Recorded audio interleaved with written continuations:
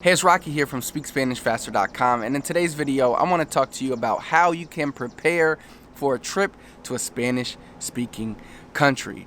This is probably one of the most common questions I get from our students, whether it's on through email or Facebook, and it's how can they prepare for a trip to this country or this country. So while all countries have their own Spanish, they have their own dialects, they have their own type of vocabulary words they use, I want to give you my recommendation on what to do before you go to a certain country. And this is something that whether you're a native or you're not a native, you have to do, because if you don't, you're going to get kind of lost in the sauce. So for instance, recently I went to Medellin, Colombia, right? I went to Medellin and I went with like my cousins and we had a great time.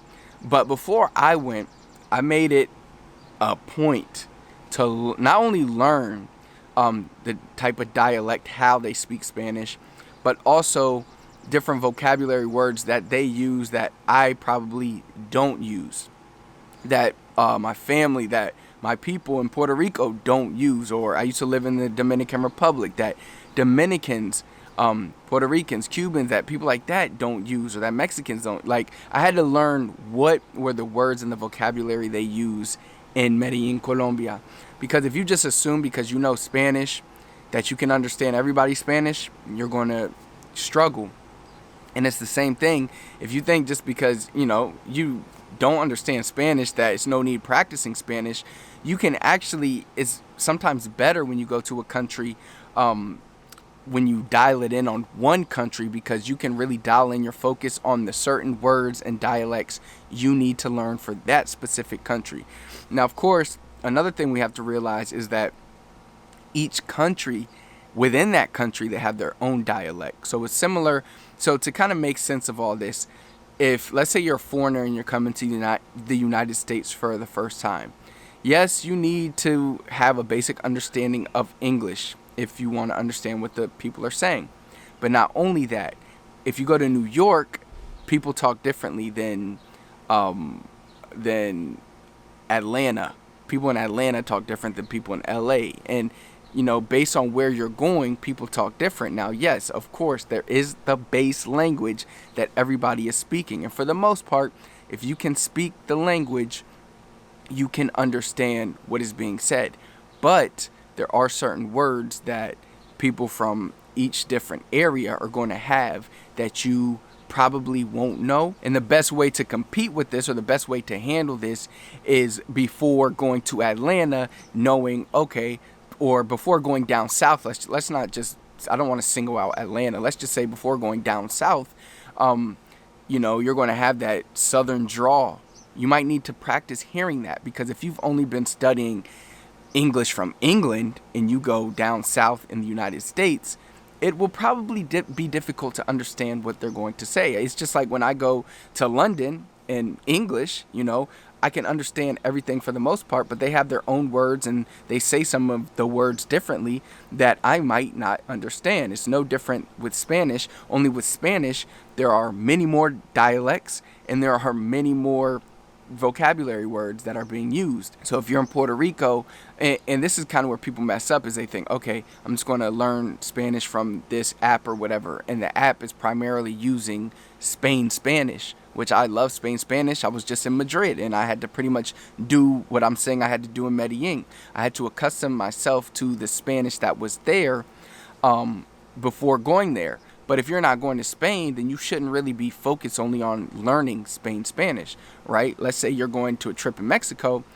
I wouldn't waste my time learning Spain Spanish. I would practice, of course, learning Spanish words, basic words, but I would be listening more to the Mexican dialect and trying to learn what are some Mexican vocabulary words that are being used. Like, do they have their own words? What are those words? How do they talk? What is the flow, the rhythm that they talk? I would be looking up interviews from Mexican news, places, or Mexican dialogue, or find Mexican singers and listen to them talk in interviews and things like that, so I can understand the Spanish. And look, I had to do the same thing, and even I speak Spanish, and I had to do the same thing when I went to Colombia, when I went to Medellin. When I went to Medellin, then when I went to Madrid, I had to do the same thing again. And when I was in Madrid, there were times when I would say something, and the person in Spain would be like, "Huh? Like, yo no entiendo." Like, well, I can't even do their accent, but they wouldn't understand. And then they would say something to me, and I would say, "¿Qué? Perdón, que yo no puedo entender." Like, I can't understand you, But we're both speaking Spanish, and within a few days, I was able to kind of pick up on their terms, their slang, and their dialects, and everything was good. But it just goes to show, like, when you're preparing for a trip, what I would recommend is, this is the best thing I recommend. All right, find a celebrity native from that country. So if you're going to Colombia, find a native from that country. If you're male, find a male. If you're female, find a female.